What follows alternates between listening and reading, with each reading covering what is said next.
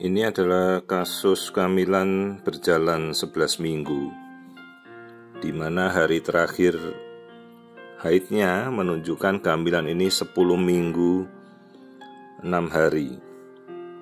Namun yang menjadi masalah pada pemeriksaan dari dokter sebelumnya dikatakan hamilnya ini kosong. Ya tentunya kita harus berpikiran hingga 10 minggu kehamilan kosong artinya kehamilan itu tidak ada isinya. Karena dalam minggu kelima saja harus muncul struktur yolk sac atau kuning telur dan struktur janin pada 6 minggu. Sementara dari pemeriksaan yang kita lakukan ini, pemeriksaan menunjukkan ini bukan kehamilan kosong tetapi yolk sac-nya ada. Itu janin yang kita tunjuk tapi sudah tidak ada detaknya. Jadi embrio ini sempat bertumbuh, sempat hidup, sempat berkembang hingga seusia ini yang kita ukur. Nah, jadi dia berhenti berkembang pada 6 minggu pada panjang sekitar 3,5 mm di pojok kanan bawah ada ukurannya.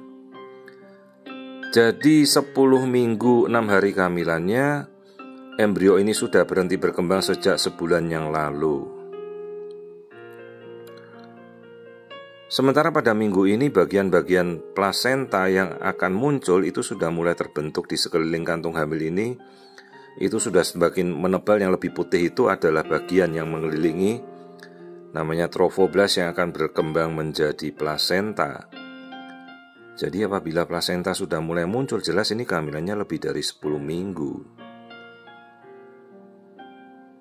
Jadi kalau kita berpikir secara logika, maka dari 6 minggu harus sudah terlihat embrio, 7 minggu apalagi 8 minggu semakin jelas, 9 minggu sudah muncul embrio yang semakin besar, 10 minggu saja sudah terlihat seperti manusia kecil. Ya ini sudah jalan 11 minggu tapi mungkin dia lakukan USG dari abdomen maka tidak terlihat apapun.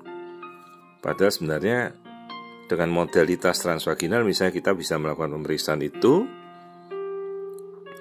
terlihat bahwa yolk sac ini tidak ada yang menghabiskan makanannya. Jadi yolk sac itu adalah power banknya bayi, cadangan makanannya dia, tidak ada yang makan. Jadi embrio tidak berkembang sejak awal 6 minggu, jadi sudah sebulan yang lalu embrio ini gagal berkembang. Jadi ini kantung hamilnya yang bentuknya masih utuh, bulat. Kemudian yolk sac-nya membesar, yang bulat seperti cincin itu, dan tidak ada yang menghabiskan cadangan makanannya, makanya yolk sac-nya semakin besar.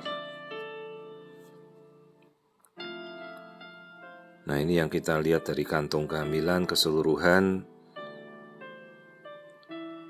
Jadi yang seperti cincin besar itu adalah yolk sac. Nah, embrio muncul di pinggirnya menempel pada yolk sac. Jadi kalau kita ukur kehamilan ini sudah berhenti berkembang di 6 minggu, jadi sudah hampir sebulan yang lalu embrio ini gagal bertumbuh. Kenapa tidak ada keluar darah, tidak ada keluar flek? Karena si ibu mendapatkan penguat kehamilan. Nah sekarang kalau kita berikan penguat kehamilan, hamil yang tidak bertumbuh atau secara seleksi alamnya dia harusnya rontok, itu akan bertahan terus. Lihat ini bentuknya sendiri bulat, bagus. Tidak ada yang mengira bahwa kantung hamilnya ini ternyata tidak berkembang. Embrionya sudah sebulan yang lalu. Jadi kalau kita meminum penguat, pastikan dulu bahwa embrionya berkembang. Karena kalau tidak, malah kehamilannya harusnya keluar secara spontan, seleksi alam dia gugur, malah akhirnya tertahan di dalam kandungan hingga sebulan tidak keluar-keluar. Jadi harus kita bersihkan, kita evakuasi dengan tindakan namanya kuretase. Nah, ini yang kita tunjuk itu adalah plasenta yang sudah akan berkembang. Jadi kalau kita memiliki fasilitas USG Doppler, kan dari awal kita bisa memperlihatkan aliran darahnya ada apa tidak. Jadi kalau ada embrio ya harus ada detak jantung, harus ada aliran darah yang memberi makan janin. Artinya aliran darah yang masuk ke jantung kan harusnya berkelap-kelip merah biru seperti yang tadi kita lihat itu. Jadi itu antara embrio, kantung hamilnya tidak ada perkembangan lagi. Jadi ya kita setelah mengedukasi ibunya ya dipersiapkanlah tindakan untuk mengevakuasi secepatnya, karena ini sudah 1 bulan, jangan sampai malah kemudian menimbulkan kontradiksi bagi kesehatan si ibu. Bahkan bisa berlanjut menjadi hamil anggur, kehamilan yang tidak keluar-keluar itu bisa berkembang terus, beta HCG-nya semakin meningkat, malah si ibu mengira dia hamil beneran, karena bisa terjadi hamil anggur. Hamil anggur itu hamil yang tidak berkembang dan berkembang seperti biji-biji anggur sekarang sudah jarang terlihat. Biasanya dari kehamilan yang gagal berkembang terus dia menjadi hamil mola atau mola hidatidosa, hamil anggur itu. Jadi ya secepatnya lah kita rencanakan evakuasi ke uretase. Sekarang bagaimana prognosisnya? Kenapa? Kita kan tidak tahu. Umumnya paling sering genetik, kelainan cacat genetik, mungkin cacat embrio sejak awal, maka embrio ini secara natural dia tidak mau berkembang. Kondisi lain, infeksi-infeksi, toxorubella, sitomegalovirus infeksi, semua bisa menjadi penyebab.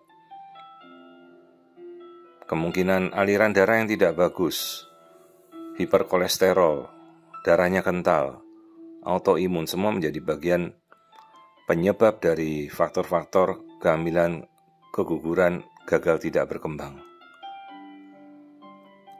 Jadi nanti setelah kita evakuasi, kita harus telusuri kembali faktor-faktor yang mungkin penyebab dari kondisi itu.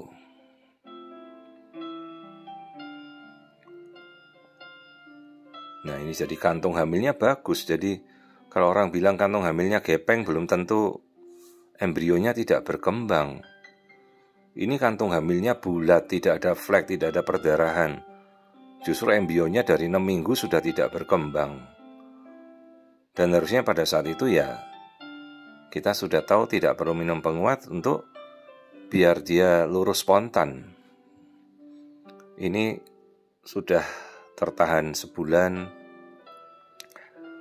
bakal plasenta sudah mulai muncul, kan tidak mungkin kita keluarkan pakai obat, jadi harus benar-benar kita bersihkan, karena resiko perdarahannya besar, akan banyak jaringan yang tertinggal apabila kita mencoba hanya meluruhkan pakai obat. Malah resikonya berkembang jadi hamil anggur kalau tidak bersih.